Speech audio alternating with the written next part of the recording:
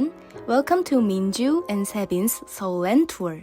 The first tour course you will go with us is Bukchon. In order to have a perfect Bukchon tour, you have to get off at Anguk Station on line number 3 and go around the alleyways. Oh, I see Sebin walking fast over there. Among the wide Bukchon courses, Sebin and I visited Gaedong Alley with panoramic view of Seoul. From here, the course towards Gaedong Alley begins. If you go up and down like this, we're finally here. It can be noted that Bukchon's hanok, which uses new materials such as glass doors to daechung and thin-brimmed eaves, has evolved into a new urban housing type by adapting to the modern urban organization without losing the tangible nature of traditional hanok. Bukchon was a residential area of aristocrats established during the Joseon dynasty. Oh my, I'm standing there! We decided to look around Bukchon more. This place is Gaedong Baeryom's house. Baeryom usually painted landscapes and flower bird paintings with gentle and flexible brushstrokes. He is still said to be a master of art. The wooden tile-roofed house of a small traditional hanok has an impressive structure of 3 buildings. We could feel the traditional beauty because it keeps its old self intact.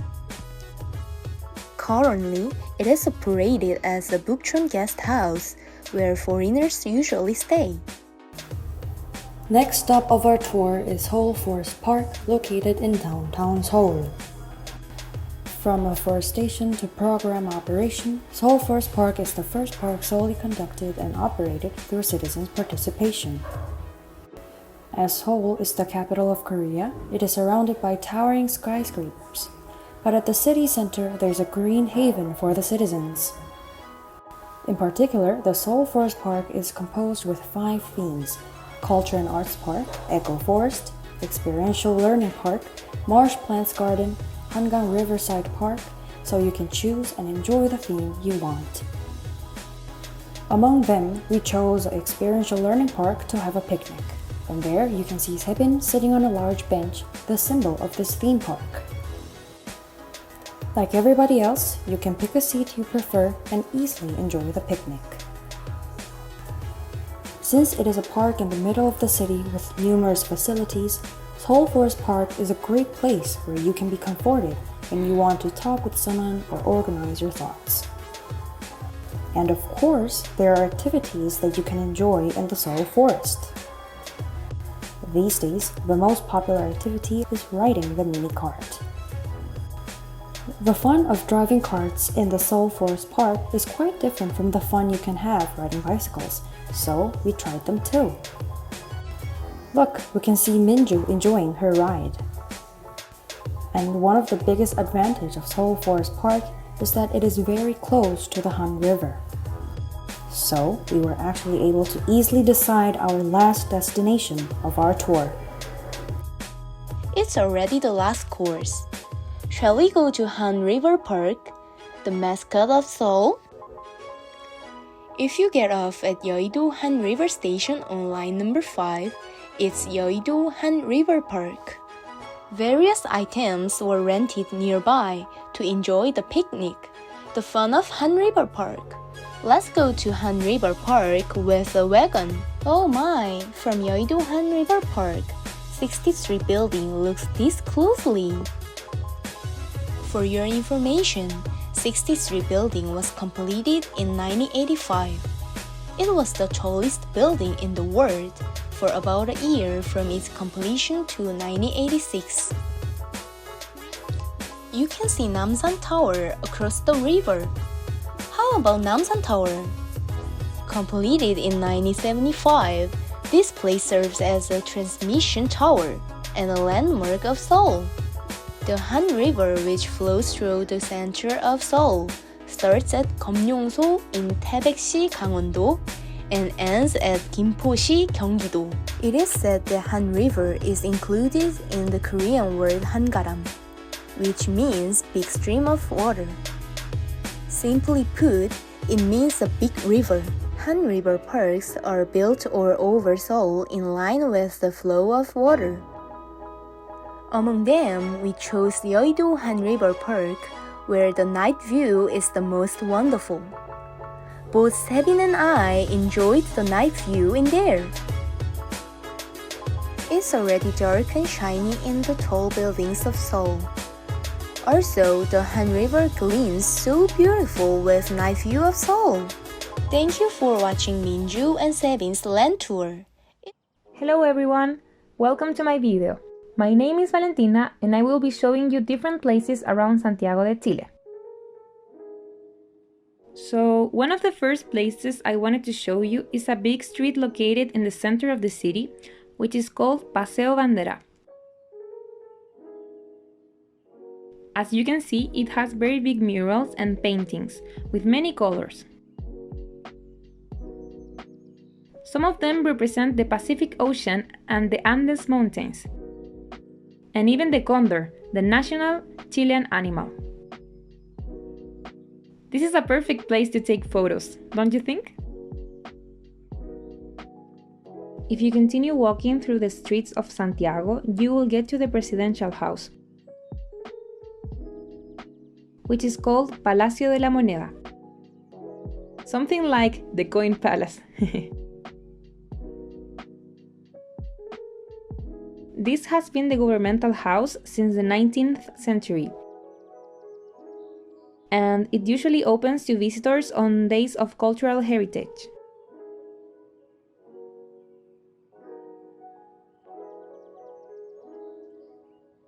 Right next to the government house, there is a tower called Entel Tower, and every year on New Year's night, there is a very popular fireworks show that comes from this tower.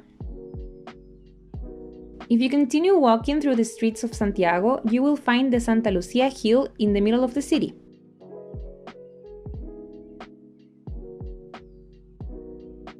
This hill has a role in the history of the city because constructions such as palaces and gardens were made in the 19th century, making it a national monument till this day. At the top of the hill, you can even get a full view of Santiago. Sadly, it was closed due to COVID restrictions, but I would really suggest you to come here if you ever travel to Chile. But I still got to see a very beautiful view of a painted mural next to the hill, and it is about Gabriela Mistral, a Chilean poet that won the Nobel Prize.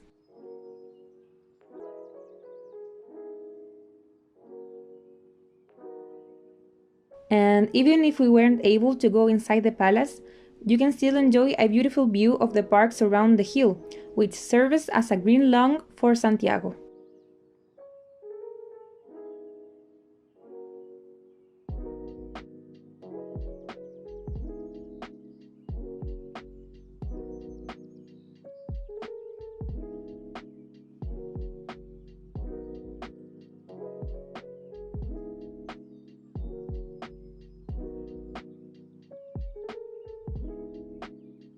I continued walking through the path until I got to one of my favorite places in Santiago,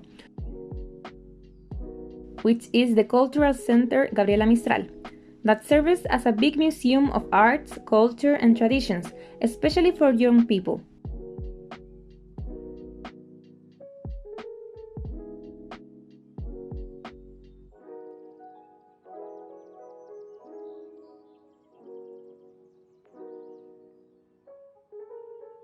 It doesn't have many expositions now due to the corona situation, but I was still able to enjoy an exposition about traditional handicraft made by indigenous women of Chile.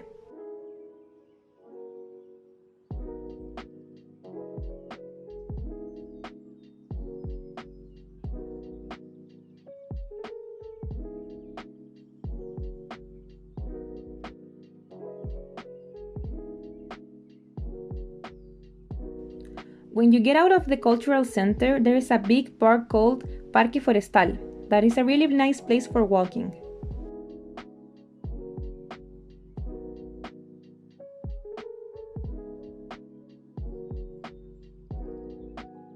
And finally, I wanted to take you to one of the main centers of the city, which is called Plaza de Armas, and it has been the historical center of the country since the days of the colonization, which you can see reflected in the buildings.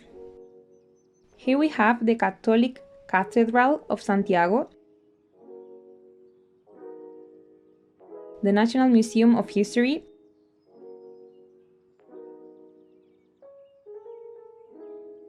the Santiago's Central Post Office, and Santiago's City Hall.